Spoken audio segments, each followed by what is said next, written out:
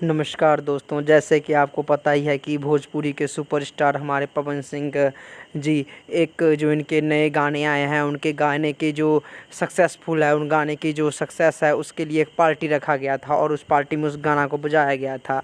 जैसे कि आपने आगे में सुना कि उस गाने के बजाने के लिए और एक सभी इनके साथ दे रहे थे, सभी नाच रहे थे और पवन सिंह ने उनको बोला कि आपने तो मूड ही बना दिया। अब और वो सामने से बोलती है थैंक यू भैया। मतलब आपको जैसे पता ही है कि भोजपुरी के सुपर माने जाने माने सुपरस्टार पवन सिंह को आज कौन नहीं जानता है। इनके एक पे एक गाने आजकल भोजपुरी में चल रहे हैं और भोजपुरी पे इनके गाने इतने आ रहे हैं और सभी से पूरा ज़्यादा सुपर हिट हो रहे हैं। बिल्कुल ही, अगर आप भी बिल्कुल पवन सिंह के फ़ैन हो तो हमें वीडियो में कमेंट करके ज़रूर बताओ और हमें वीडियो लाइक करके ज़रूर बताओ पवन सिंह के बारे में। धन्यवाद।